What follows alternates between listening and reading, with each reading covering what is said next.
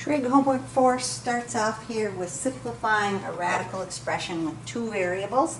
And so here again we want to simplify. We want to look first of all to see if we have perfect squares. If they're not perfect squares, we need to factor them. If it has an even exponent, it is a perfect square. If it has an odd exponent, it's not a perfect square. In order to make it a perfect square, we're going to factor out one of the variables. So if I'm going to simplify this one, I'm going to rewrite this. 50, not a perfect square, but I can factor it into 25 times 2, 25 being the biggest perfect square that divides into 50. S to the 12th is a perfect square because it does have an even exponent, but t to the 11th is not. So I'm going to take out one of my t's and make it t times t to the 10th power so that I do have an even exponent. So I always just take out one if that's odd. I'm now going to take out my perfect squares. Square root of 25 is 5.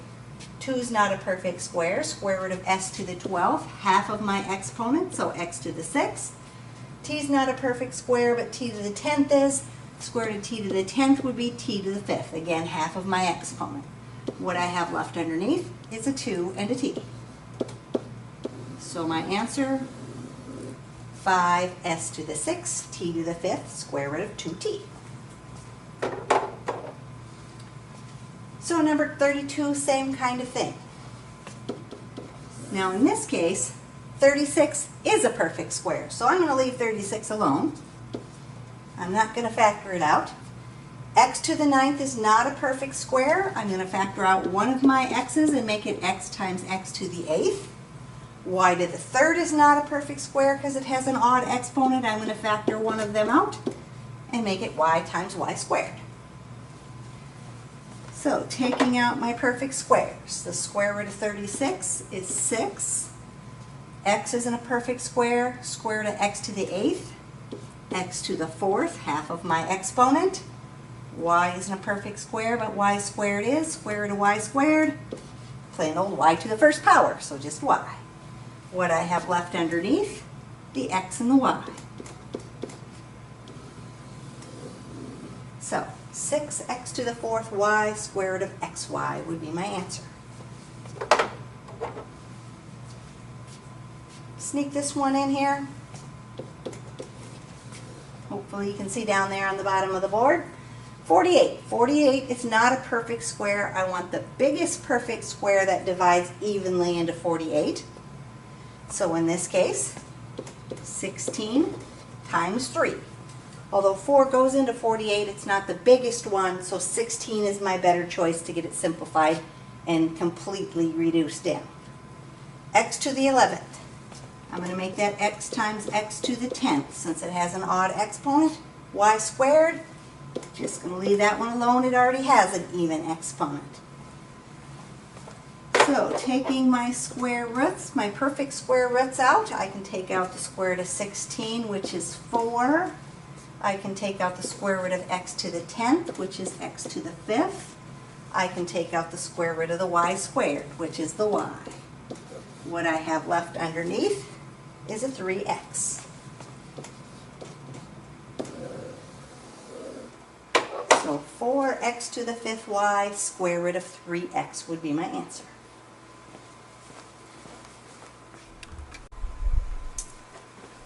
Four, 5, and 6 are simplifying a higher root of a whole number. So when you're working with your cubes, you want to think about your perfect cubes. 2 to the 3rd is 8. 3 to the 3rd is 27. 4 to the 3rd is 64. 5 to the 3rd is 125, and so forth. So when I want to simplify a cube that's not a perfect cube root, again, I want to factor it into the biggest perfect cube that divides evenly into my number so that I can take out my cube root. So I want to factor that. I want the biggest perfect cube that divides evenly into 128. Well, 64 goes into 128 2 times. I can then do the cube root of 64. The cube root of 64, since 4 cubed is 64, is 4. The 4 is going to go out in front. What I have left is the cubed root of 2. So my answer, 4 times the cubed root of 2.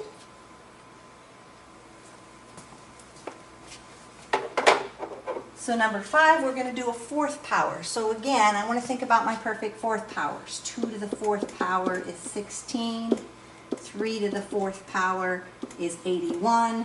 And probably that's about as far as I'm going to go because my numbers start getting really big in a hurry once I get to 4th powers and 5th powers and so forth. I only have an 80 there. If I needed to extend my list, I could. But 16 divides into 80. 16 goes into 85 times. So I'm going to make this the 4th root of 16 times 5. I'm then going to do the 4th root of 16. Since 2 to the 4th is 16, the 4th root of 16 is 2, and the 2 is just going to come out in front. What I have left is the 4th root of 5.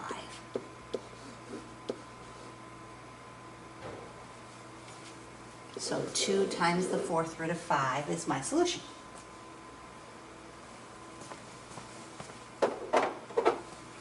And number 6, I'm going to do the 5th root. And so I'm going to say, well, 2 to the 5th is 32. 3 to the 5th is going to be way too big. If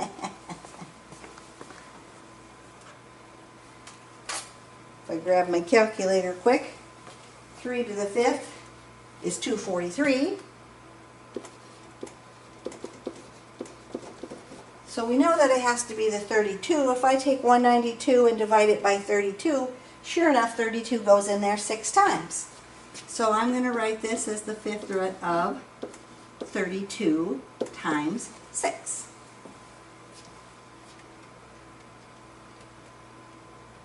I'm then going to take the 5th root of my 32. So since 2 to the 5th is 32, the 5th root of 32 is just a 2. What I have left is the 5th root of 6. So 2 times the 5th root of 6 is going to be my answer.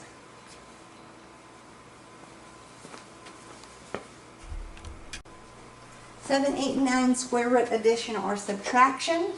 These ones, again, we want to simplify our square roots first because in order to add and subtract, we have to have like terms.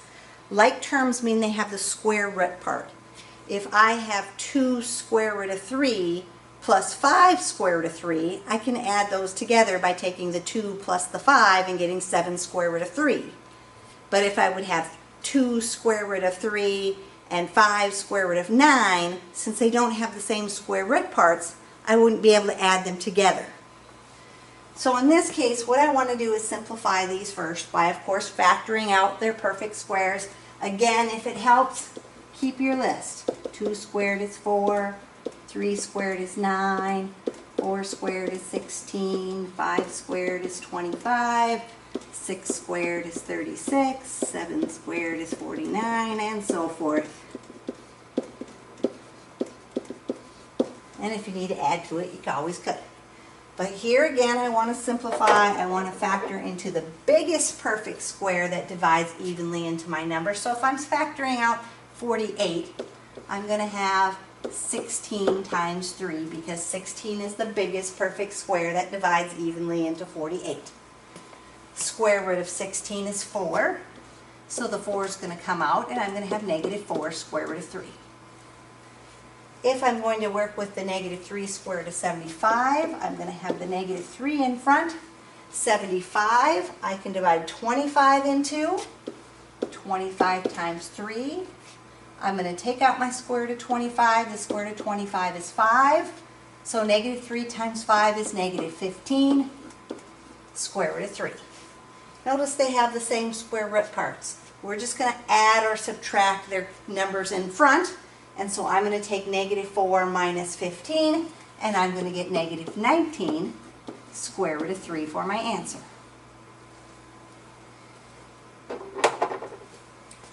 Now, because these are irrational values, if you did this on your calculator, you would get, of course, a big, long, crazy decimal number. But you can kind of check yourself by putting it in. Negative square root of 48 minus 3 square root of 75 gives me the decimal negative 32.9089. So think about negative 32.9. Then what I'm going to do is type in my answer, negative 19 square root of 3. When I hit equals, I should get that exact same number back. So if I hit equals, it doesn't look like much change, but you saw your screen blink a little bit. I got the exact same number. So that gives me a pretty good idea that, yep, I did it correctly.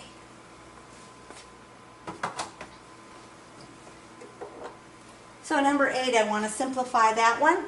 I'm starting with 4 square root of 32. So I'm going to have my 4 in front. 32 again. 16 is the biggest perfect square, so 16 times 2 is 32. The square root of 16 is 4, so 4 times 4 gives me 16 square root of 2. Then I have plus the square root of 98. 98. 49 goes into 98 2 times. 49 times 2. The square root of 49 is 7, so I get plus 7 square root of 2. So again, these are like terms. I'm just going to add, or subtract in this case, add my front numbers. So 16 plus 7 would give me 23 square root of 2 for my answer.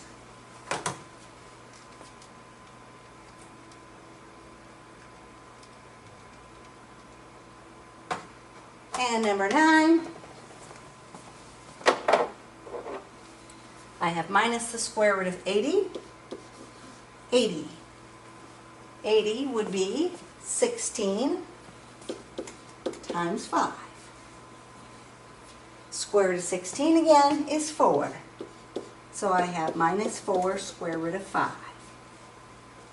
Then I have plus 3 square root of 20. 20.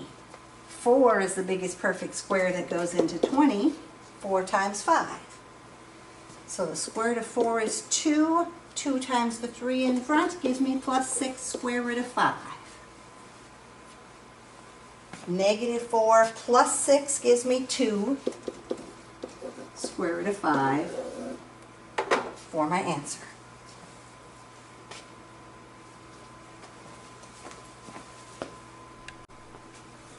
So 10, 11, and 12 are simplifying a sum or difference of radical expressions. Same kind of thing. I can only add and subtract if I have like terms. So I need to simplify my expressions first to make sure I have like terms that I could add or subtract. So in this case, I have y times the square root of 3yx squared. I can't factor the 3, I can't factor the y, and the x squared is a perfect square. So the only thing I can do to simplify that is take out the x. So I'm going to have xy square root of 3y. On the other one, I have plus 5x square root of 75 can be factored into 25 times 3. Y to the third can be factored into y times y squared. So taking out my perfect squares, square root of 25 is 5, square root of y squared is y. So 5y times 5x would give me 25xy square root of 3y. Now in order to be like terms, everything has to be the same except of course their leading coefficients, which in this case, this is 1, xy square root of 3y, plus 25xy square root of 3y. So I'm going to add those together. 1 plus 25 gives me 26 xy square root of 3y. Now again, I like to leave my variables in alphabetical order so that I recognize xy and yx are the same thing. But if you had yx instead of xy, that'd be all right. So number 11, I want to simplify that one. I have 2v square root of, can't do anything with the 5, can't do anything with the v, and the y squared is already a perfect square. So that when I take out my perfect square, the only thing I'm going to do is on this one is take out a y. So I'm going to have 2vy square root of 5v. On the other one, I've got a negative y square root of 80. 80 is 16 times 5. v to the third, which I do v times v squared then. So, square root of 16 is 4, square root of v squared is v. So I'm going to have negative 4vy square root of 5v. Again, you'll see I do have like terms. The only thing that's different is the leading coefficients. I'm going to subtract 2 minus 4, which gives me negative 2 vy square root of 5v. I don't like my writing. Negative 2vy square root of 5. There, looks pretty good.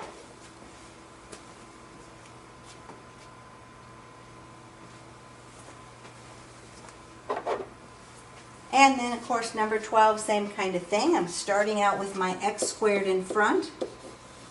12 is not a perfect square. I can factor it into 4 times 3. I've got to leave the x, and the y squared is even, so I'm going to leave that alone.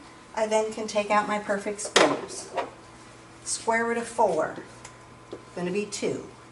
Square root of y squared, going to be y.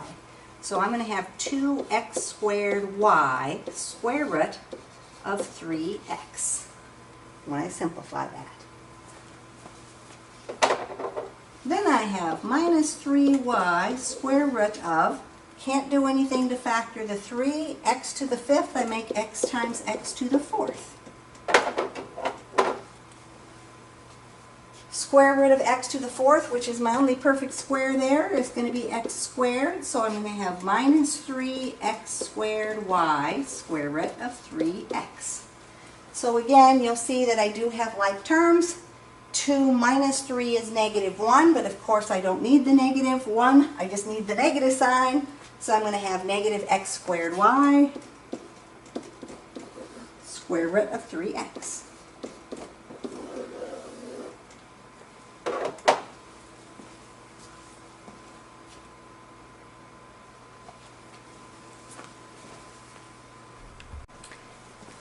(13, 14, 15), we are doing square root multiplication. When we do square root multiplication, we could go ahead and multiply them first, but our numbers would be really huge. So what we want to do is simplify them first before we multiply so our numbers aren't so big. And so here I have 49 square root of 98. 98 is 49 times 2. Square root of 49 is 7. So 7 times 4 is 28. Square root of 2. Then I have times the square root of 50. 50 is 25 times 2. Square root of 25 is 5, so I get 5 square root of 2. Now when I multiply square roots, I'm multiplying the front numbers together and the square roots together. So I'm going to start out by doing 28 times 5. 28 times 5 is 140. Then I have to take the square root of 2 times the square root of 2, which is the square root of 4. Once I get this far, I have to look at the square root and decide, can I simplify further? Well, in this case, I can because 4 is a perfect square. The square root of 4 is just the nice whole number 2, and so I have to take 140 times 2, which gives me 280. Now this one came out to a nice whole number.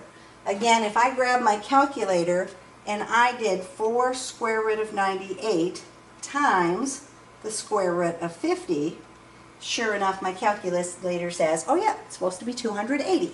Not all of them will come out to nice whole numbers, integers, but if they do, you can always double check with your calculator. Number 14, if I want to simplify that one then, I have 3 times the square root of 54.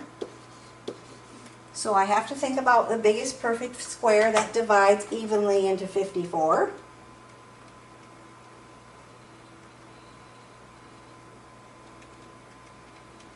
And 9 looks like it's the biggest perfect square. 9 times 6 is 54. I know that I can't do any bigger ones because 6 doesn't have any factors other than 1 that are perfect squares.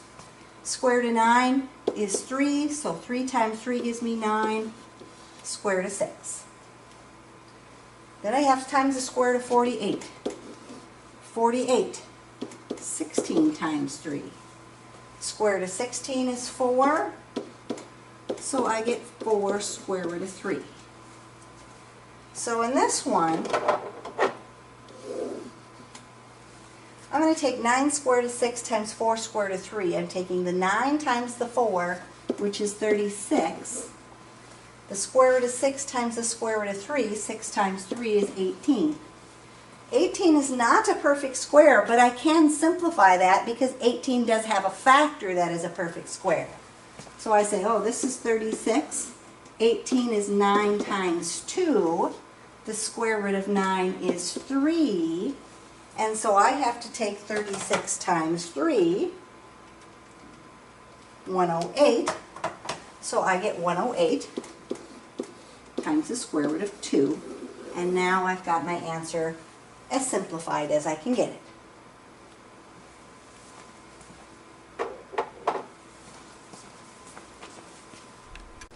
So number 15, if I'm going to simplify that one, square root of 50, 25 times 2, square root of 25 is 5, so I get 5 square root of 2. Times 4, square root of 12. 12, 4 times 3. Square root of 4 is 2, so I have 8 square root of 3.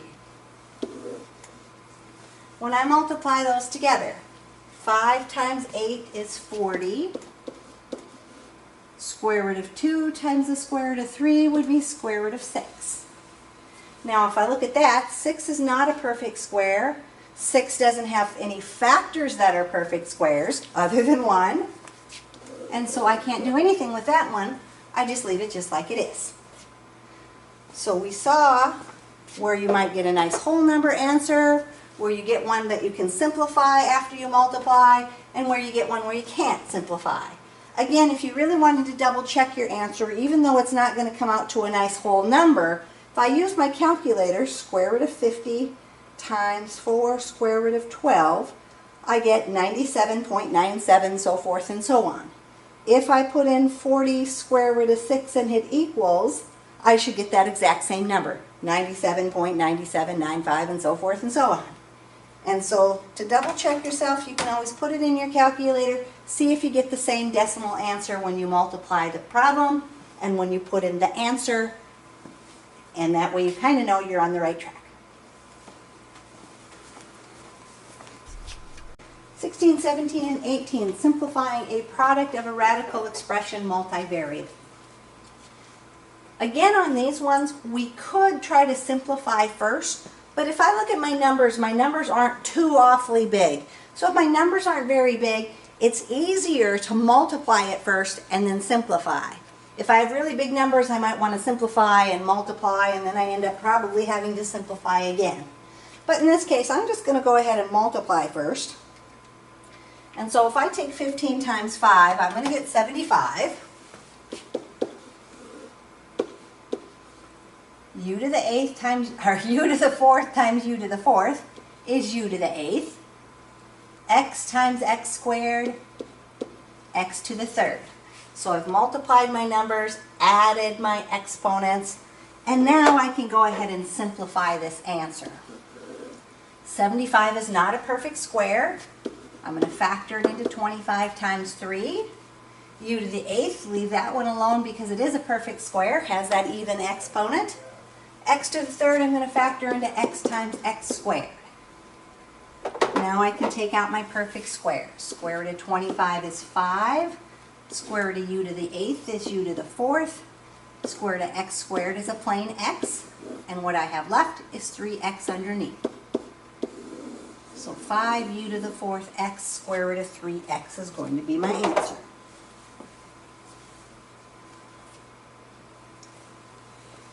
Number 17, same kind of thing. My coefficients in front of my variables aren't too big. I'm just going to go ahead and multiply first and then simplify later.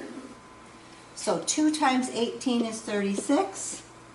X to the 4th times X is X to the 5th. U to the 8th times U to the 5th would be U to the 13th.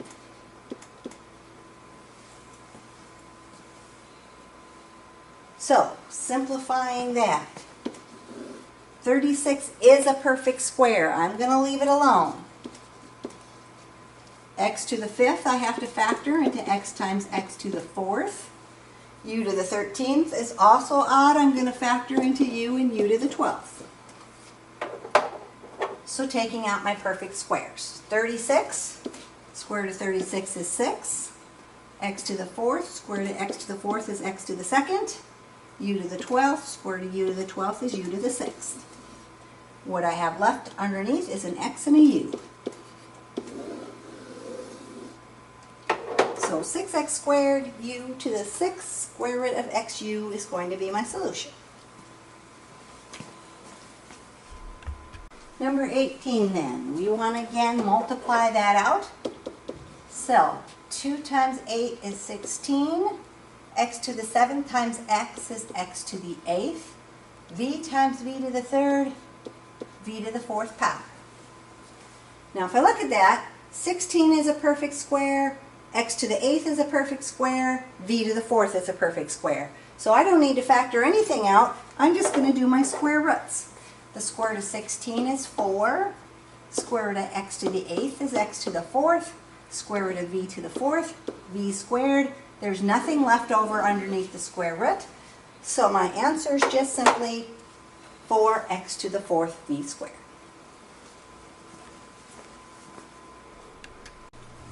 (19, 20, and 21 are simplifying the product involving squared roots. We're actually doing the foiling stuff that we have done in the past, just that we have square roots. So when we multiply, we're going to start off with 2 square root of 2 times the square root of 2. If you want to think of the square root of 2 as 1 square root of 2, that's perfectly fine. 2 times 1 is 2. Square root of 2 times square root of 2 is square root of 4. We then want to simplify that. Square root of 4 is a perfect square, so we make that a 2. 2 times 2 just gives us the 4. Then we're going to do our outside pair. So we're going to do 2 square root of 2 plus 6 square root of 2. So 2 times 6 is going to give me 12. Square root of 2 times the square root of 2 is going to give me square root of 4. Square root of 4 happens to be 2. 2 times 12, 24.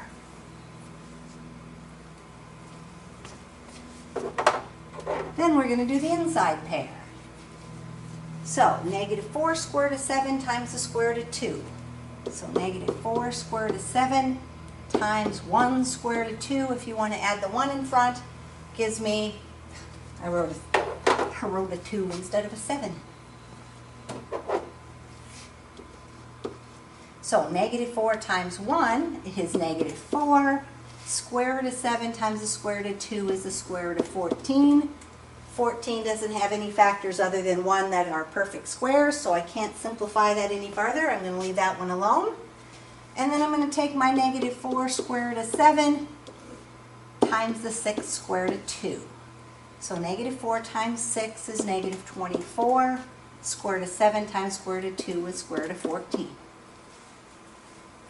To do my answer, I then want to combine my like terms out of those 4 things I got when foiling. The first 2 happen to be like terms because they're a nice whole number. 4 plus 24 would be 28. And then I have negative 4 square root of 14 and negative 24 square root of 14. So I get negative 28 square root of 14. And that's going to be my answer.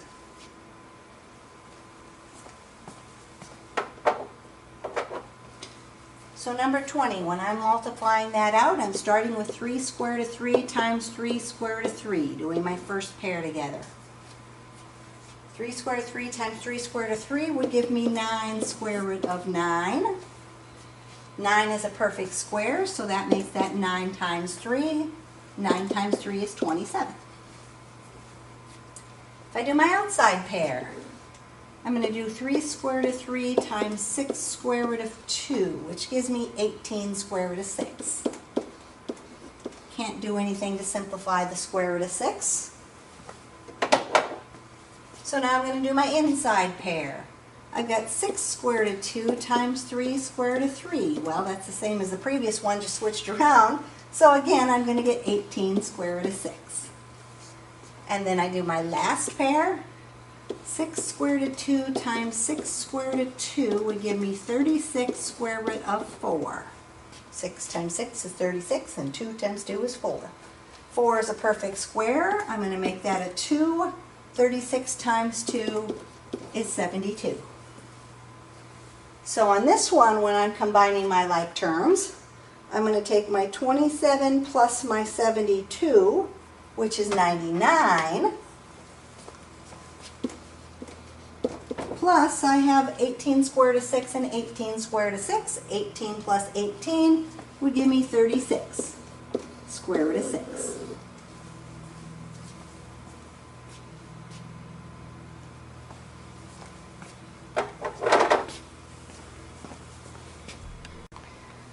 So at number 21, we're going to multiply that one out. So again, we're going to do our foiling. We're going to take 3 square root of 3 times 2. There's no square root behind that, so I'm just taking the 3 times the 2 and getting 6 square root of 3. Just like if I took 3x times 2, I'd get 6x.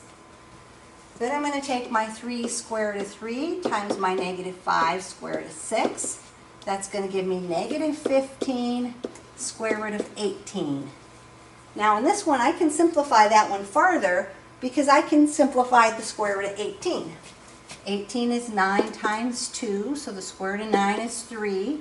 So if I take negative 15 times 3, I would get negative 45 square root of 2. Then I'm going to take my 2 times my 2 on the inside, which just is a nice number 4. And then I have to take the 2 times the negative 5 square root of 6, which again I'm just multiplying the front numbers, so negative 10 square root of 6. Now if I look at that list, I don't have a single value that is a like term. So on my answer, I'm just listing all 4 of my answers. I got 6 square root of 3 minus 45 square root of 2 plus 4 minus 10 square root of 6. Doesn't really matter which order you put them in, just so you put them all in and you have the correct signs in front. But that's going to be my answer now.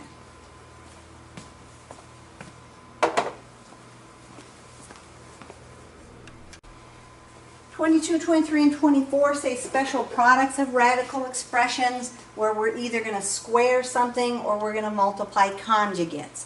And so basically we're doing the exact same thing we did on the previous problem, just these are those special ones that if you kind of remember the process, you don't really have to do all the way, but I probably would do them all the way anyway. So in this case, if this is squared, I'm really taking the square root of x plus 3 square root of 3 times the square root of x plus 3 square root of 3. So if I FOIL that out, square root of x times the square root of x would be the square root of x squared, which is just x. Square root of x times 3 square root of 3 would give me 3 square root of 3x. 3 square root of x times, or 3 square root of 3 times the square root of x gives me another 3 square root of 3x. 3 square root of 3 times 3 square root of 3 is going to give me 9 square root of 9. That's going to be 3, and I'm going to get 27. 9 times 3 is 27. So you'll see that I get that middle term twice, and so I'm going to have x plus 3 plus 3 is 6 square root of 3x plus 27 for my answer when I multiply that out. So remember our shortcut was to square the first, take 2 times the first times the last, because I'm going to get this twice, and then square the last. I just usually FOIL it out and come up with my answer. Now when I have conjugates, remember your middle term will have opposite signs. So square root of x times square root of x is the square root of x squared, which is just x. Square root of x times negative square root of 3 is negative square root of 3x. Square root of 3 times the square root of x is positive square root of 3x. And then the square root of 3 times the negative square root of 3 is negative square root of 9, which just gives me minus 3 then. These two are going to cancel out their opposites, and so my answer is that I just get x minus 3. So when I multiply conjugates, I get those nice answers that eliminate the square root from my problem. So again, on number 23, I'm going to multiply that out. So I'm going to take the square root of x minus the square root of 3, they like those numbers today, and square root of x minus the square root of 3. So square root of x times the square root of x, square root of x squared again, which is just x. Square root of x times negative square root of 3 is the negative square root of 3x. Negative square root of 3 times x is another negative square root of 3x. Negative square root of 3 times a negative square root of 3 is a positive square root of 9, which is just a plus 3.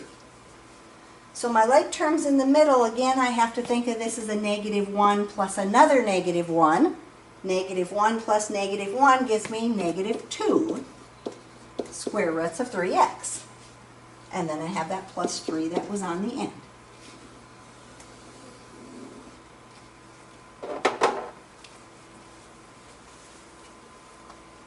The next one, square root of x times the square root of x again. Square root of x squared, which is just x. Square root of x times negative 2 square root of 3, negative 2 square root of 3x. Positive 2 square root of 3 times the square root of x is a positive 2 square root of 3x. Those should be opposites. They're going to cancel since we're multiplying conjugates. Positive 2 square root of 3 times negative 2 square root of 3 would be negative 4 square root of 9, right? 2 times negative 2 is negative 4, 3 times 3 is 9. 9 is a perfect square, so we take the square root of 9, which is 3. Negative 4 times 3 would be minus 12, so we get x minus 12 for our answer.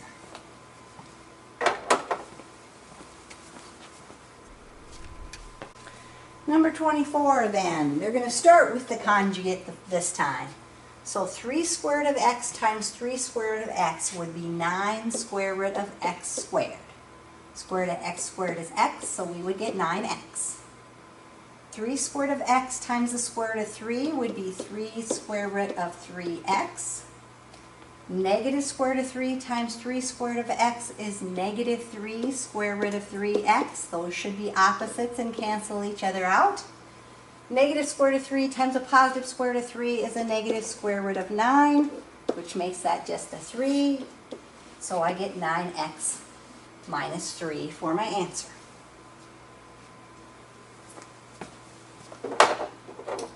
And the last one here of these ones, we're going to take 3 square root of x plus the square root of 3 times 3 square root of x plus the square root of 3. So 3 square root of x times 3 square root of x is 9 square root of x squared, which simplifies into 9x. 3 square root of x times the square root of 3 would be 3 square root of 3x. Square root of 3 times 3 square root of x is another 3 square root of 3x. I should get that same thing twice. 3 plus 3 gives me 6 square root of 3x. And then my last term, square root of 3 times the square root of 3 is the square root of 9, which is just 3. So I get 9x plus 6 square root of 3x plus 3 for my answer. 25, 26, 27, and a bunch more are going to be talking about rationalizing the denominator. If I have a fraction that's under the square root, I could rewrite it as the square root of 3 over the square root of 10. It's like they're both under the square root. When they talk about rationalizing the denominator, they want you to eliminate the square root from the denominator of your fraction. If I could reduce, I would first, but I can't reduce down 3/10, and so I split it up. So what I'm going to do is I'm going to multiply by whatever the denominator is to make the denominator a perfect square. So I'm going to multiply by the square root of 10, and if I do that on the bottom, I have to do it on the top to make an equivalent fraction. Square root of 3 times the square root of 10 is the square root of 30. Square root of 10 times the square root of 10 is square root of 100. The 100 now should be a perfect square. The square root of 100 is a plain old 10. 30 I don't think I can simplify, so I'm going to leave that as the square root of 30 over 10. Notice the square root is just over the top number, not over the whole fraction. So when you punch that into Alex, you should hit the fraction button first, because otherwise if you try to do the square root of 30 and then hit the fraction button, it's going to put the 10 under the fraction, and you don't want it underneath the fraction button. So 26, now in this one I have 10/6. 10/6 can be reduced down, so I probably want to reduce that down first and say, oh, well that's equal to the square root of 5/3 then, right?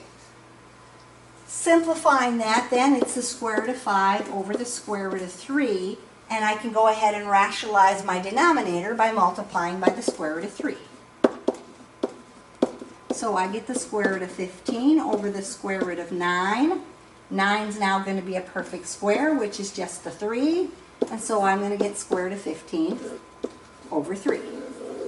By the way, I can't simplify unless they're both under square roots or both not under square roots. If one is under the square root and the other one is not, I can't do any reducing it. This won't work that way. Number 27, again we have a fraction 2/5 that we can't reduce.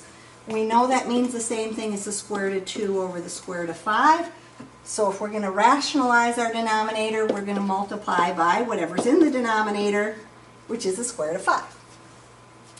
Square root of 2 times the square root of 5 is the square root of 10. Square root of 5 times the square root of 5 is square root of 25. That should now be a perfect square. The square root of 25 is 5. So we get the square root of 10 over 5. And that's simply going to be our answer.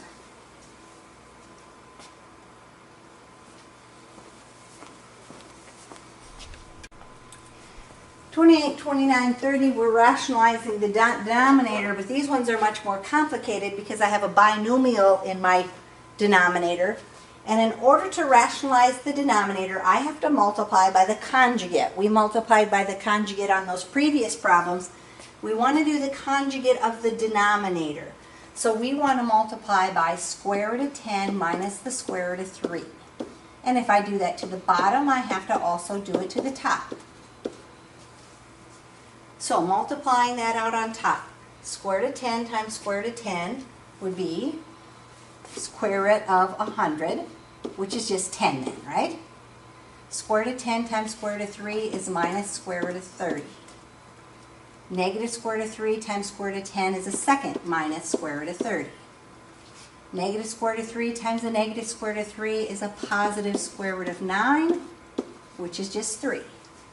So on top, 10 plus 3 is 13. Negative square root of 30 plus another negative square root of 30. Remember, that's a negative 1 plus a negative 1. Gives me negative 2 square root of 30. On the bottom, my multiplying conjugates. Square root of 10 plus, or square root of 10 times the square root of 10 is a square root of 100, which is 10. Square root of 10 times negative square root of 3 is negative square root of 30. Square root of 3 times square root of 10 is positive square root of 30. You know those should be opposites and should cancel out. Square root of 3 times negative square root of 3 is negative square root of 9. So we're going to have 10 minus 3 on the bottom, which gives us 7. And so we have 13 minus 2 square root of 30, all over 7, one big fraction. Again, I recommend you hit the fraction button first, type the top in, and then type the bottom in separately so that it goes in correctly.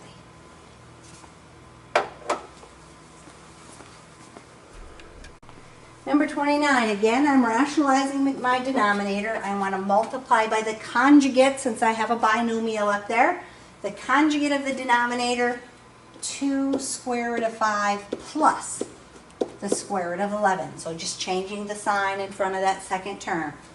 So that means I have to take the top times the same thing, 2 square root of 5 plus the square root of 11.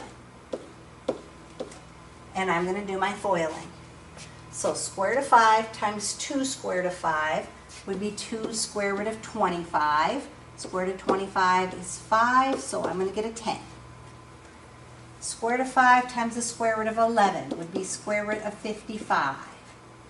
Square root of 11 times 2 square root of 5 would be 2 square root of 55. Square root of 11 times the square root of 11 would be the square root of 121, which is 11. So on top I've got 10 plus 11, so 21. I've got 1 square root of 55 plus 2 square root of 55, so 3 square root of 55. On the bottom, 2 square root of 5 times 2 square root of 5 is 4 square root of 25. That would be 4 times 5 then, which gives me 20. I'm going to have a positive 2 square root of 55 and a negative 2 square root of 55 if I FOIL my outside and my inside, and those are going to cancel out. And then I have a negative times a positive, so I'm going to get a negative square root of 121, which means minus 11. 20 minus 11 gives me 9. Now on this one, notice that the 21, the 3, and the 9 are all not under square roots. We can reduce all 3 of them by 3, and so we want to go ahead and do that to simplify our fraction, otherwise they'll tell us we don't have it simplified all the way. And so in this case, 21 divided by 3 is 7. Here the 3 cancels out and I don't need the 1 in front of my square root, and 3 goes into 9 3 times. So 7 plus the square root of 55 over 3 is going to be my solution.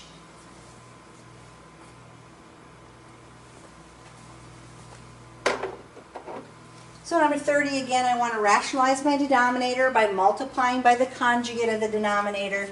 So I'm going to multiply by the square root of 6 minus 2. That square root went a little far. It shouldn't be over the plus sign, but pretend it's not there. And so here we're going to have the square root of 6 minus 2, and we're going to multiply that out. So 3 square root of 6 times 1 square root of 6 would be 3 square root of 36. Square root of 36 is 6, so 3 times 6 is going to give us 18. 3 square root of 6 times a minus 2 would be minus 6 square root of 6. Negative 5 times the square root of 6, minus 5 square root of 6 then. Negative 5 times negative 2, positive 10. So 18 plus 10 is 28. Negative square root of 6 minus 5 square root of 6 would be minus 11 square root of 6. On the bottom, square root of 6 times square root of 6 is the square root of 36, which is just 6. My outside product is negative 2 square root of 6. My inside product is positive 2 square root of 6. Those should cancel each other out. And then we have 2 times negative 2, which is minus 4. So 6 minus 4 gives me 2. Now in this case, I can't reduce it because although I can do the 28 and the 2, I can't do the 11, and I have to be able to divide all 3 of those, all 3 terms by the same thing, which I can't.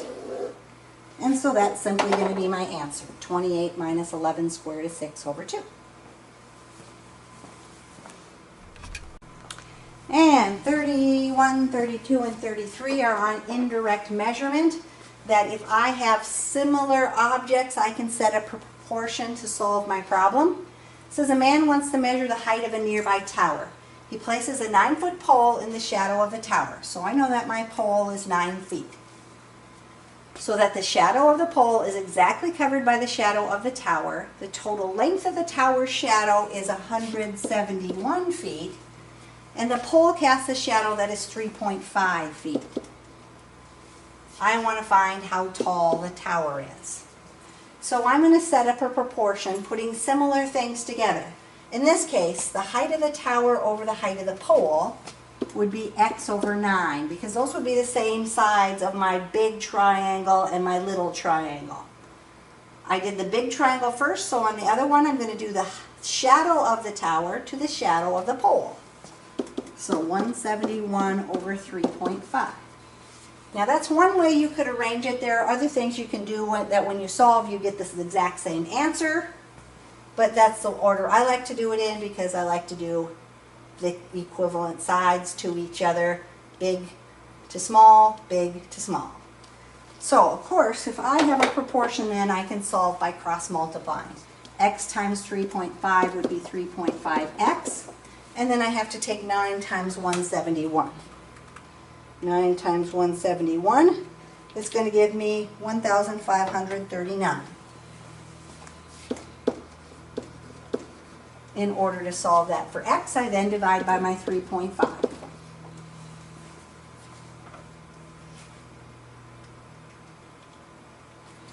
And so I get 439.7142 da da da da. It says round your answer to the nearest foot. I have to round this one up, so instead of being 439, I'm going to say 440 feet is the height of my tower.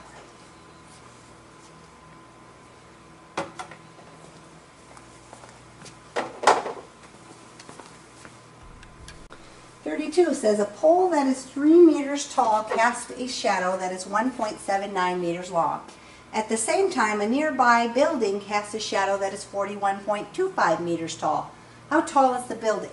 So again, I've got my big building over here and my little pole down here. My sun's up here somewhere in the sky, and it should shoot down at the same angle and make my triangles like I had before if I could draw. So my pole is 3 meters, my shadow of my pole is 1.79, the shadow of the building is 41.25, and they ask you how tall is the building. So they didn't draw this one for you, but you could figure that out. Again, if I'm going to set up my proportion, the x corresponds to the 3. The 41.25 corresponds with the 1.79. And then, of course, I have my proportion, and I have to cross multiply to solve. So 1.79x is going to equal 3 times 41.25, which is 123.75. And then, of course, I end up having to divide by that 1.79. I get 69.134. I'm going to round to the nearest meter, so 69 meters is going to be my answer.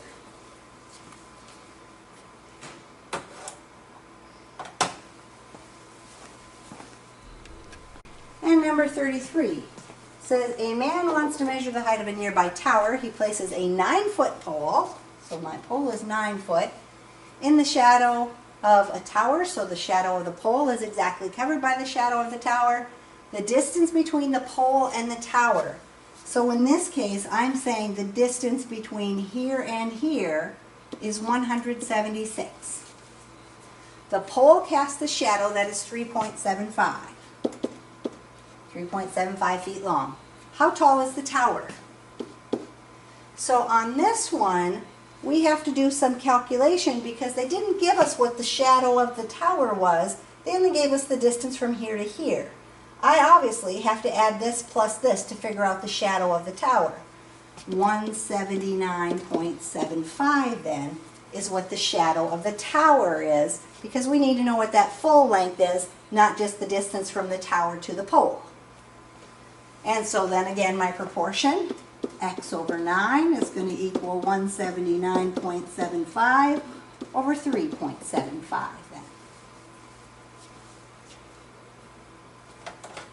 Cross multiplying, 3.75x is going to equal, and we're going to have to take 9 times 179.75,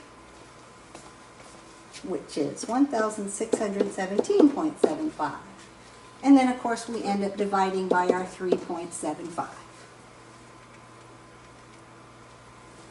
I get 431.4. It tells me to round to the nearest foot, so 431 feet would be the answer for my question.